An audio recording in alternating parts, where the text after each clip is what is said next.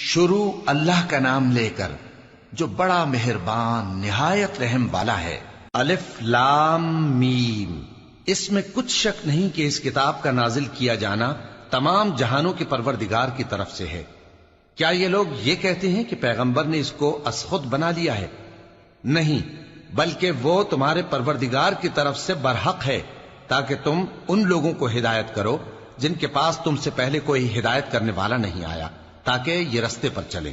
اللہ ہی تو ہے جس نے آسمانوں اور زمین کو اور جو چیزیں ان دونوں میں ہیں سب کو 6 دن میں پیدا کیا، پھر عرش پر جلوہ افروز ہوا۔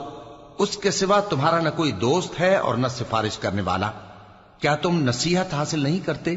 وہی آسمان سے زمین تک کے ہر کام کا انتظام کرتا ہے، پھر ہر کام ایک روز جس کی مقدار تمہارے شمار کے مطابق 1000 برس ہوگی اس کی طرف رجوع کرے گا۔ اسی شان کا ہے وہ خالق جو پوشیدہ اور ظاہر کا جاننے والا ہے، غالب ہے، بڑا مہربان ہے۔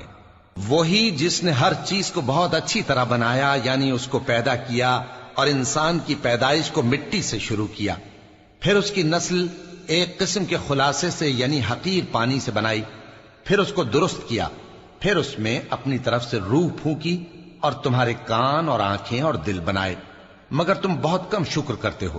اور کہنے لگے کہ جب ہم زمین میں ملیا میٹ ہو جائیں گے تو کیا اثر نو پیدا ہوں گے؟